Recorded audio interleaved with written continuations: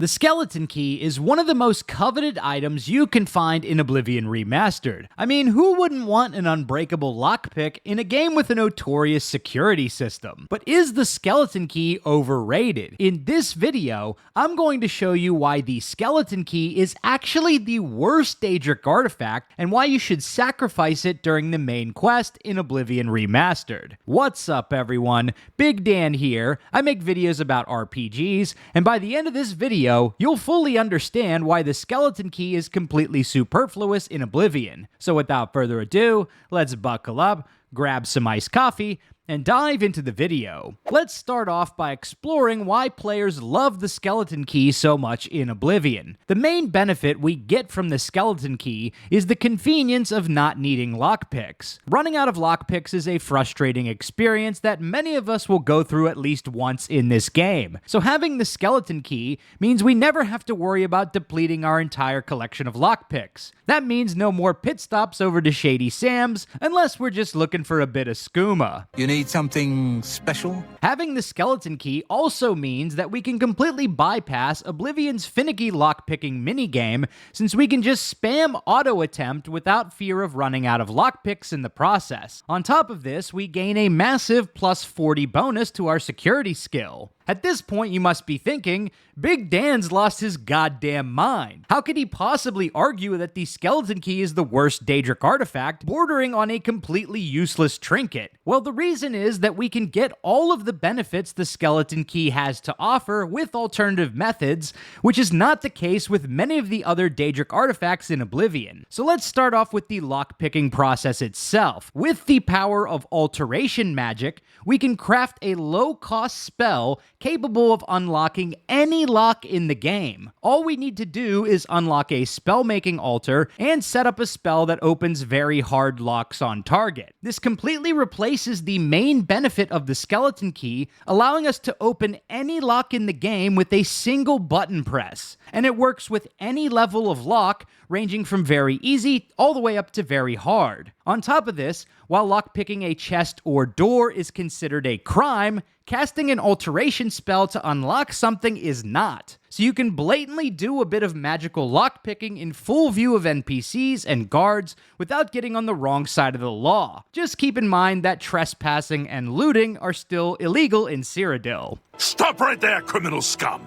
Nobody breaks the law on my watch! If you want to learn how to level up your alteration and other magical skills very fast, then check out my magic skill leveling guide linked in the description and pinned comment. Having a powerful alteration open lock spell makes the security skill and lockpicking minigame in Oblivion entirely pointless. But what if you still want to power level your security skill to gain experience for your overall character level? After all, even minor skills contribute XP to our leveling process in Oblivion Remastered. Wouldn't the skeleton key be useful for that at least? Wrong again, buddy boy. We actually don't need the skeleton key even for skill leveling. Here's the fastest way to level up your security skill in Oblivion Remastered. All you need is one basic lockpick. Open up any locked chest rated at hard difficulty or lower, move your cursor to one of the tumblers that is already set in the up position, and then spam the set tumbler button, which is X on PS5. Since you're not actually attempting to move one of the unlocked tumblers, you will never break your lockpick, and you gain XP for each attempt. With this process, you can power level your security skill all the way up to 100 in like 10 to 15 minutes. And the best part is, you don't need the skeleton key for it. Any lockpick will do. For this demonstration, I dropped my copy of the skeleton key on the ground and proceeded to spam a hard lock chest, gaining 2 main character levels in the process. So considering we don't need the skeleton key for lockpicking or skill leveling, then what good is this piece of trash? Well, during the main quest, Blood of the Daedra, we have to give Martin one Daedric artifact, which he will use as part of a ritual to open a portal to Mankar Cameron's paradise. During this process, the Daedric artifact we give to Martin is completely destroyed, making this a tough choice for the player. Or is it? Considering the skeleton key is completely useless, this item is a prime candidate to sacrifice. Are you ready to give me the artifact? Remember, the ritual will consume its physical form. It won't be seen again on Tamriel for many years. The merchants of Cyrodiil would sleep more soundly, knowing this key is gone from the world. But why tell them?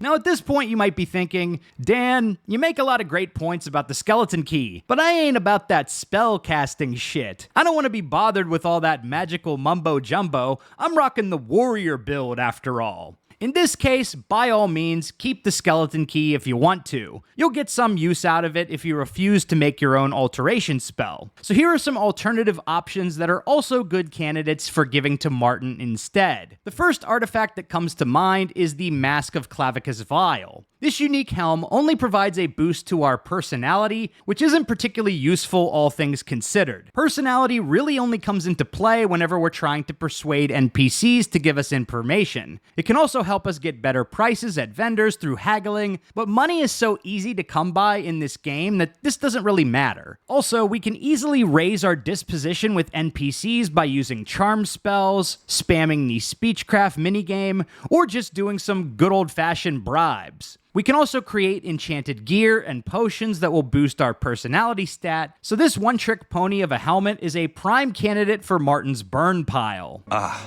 the Mask of Clavicus Vial. You are wise not to let yourself get further enmeshed in his plots. That being said, we must also consider what we lose in the process of obtaining the Mask of Clavicus Vial. The only way to get this helmet is by giving up the extremely powerful sword, Umbra, during Clavicus Vial's Daedra quest. So a better outcome is to betray Clavicus Vial and keep Umbra for yourself instead. Many players are going to take this route, and thus never have the mask to begin with. Another decent option to give to Martin is the Sanguine Rose staff that we get during Sanguine's Daedric quest. This staff summons a random Daedra whenever you cast it, which will attack the nearest available living target. But if you're not careful when you're using this thing, the nearest target might be you. Imagine summoning an ally from the plane of Oblivion, only to have them try to gank you instead. So yeah, you might consider pawning this cursed staff off on Mr. Septum. I never thought to see this again. I once possessed it, briefly. A lifetime ago, it seems now. To obtain it, and then give it up.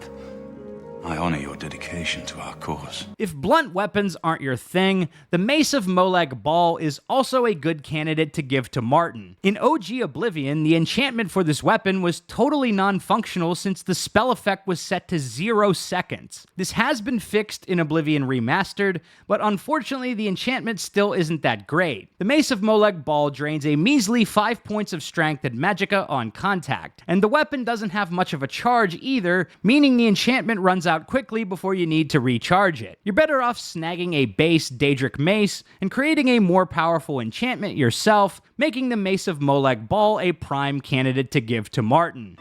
A fearsome weapon and steeped in the ancient evil of its master. May its deadly power turn good for once. But in the end, I think the best option is to delete the skeleton key and keep all the other artifacts for yourself. So there you have it. We've explored which Daedric artifacts you should give to Martin in Oblivion Remastered, and why the skeleton key is actually the most useless Daedric artifact in the entire game. If you like this video, be sure to subscribe to Big Dan Gaming for more Oblivion and RPG videos. Big shout out to all the channel members for supporting my content. Until next time, this has been Big Dan. I should go.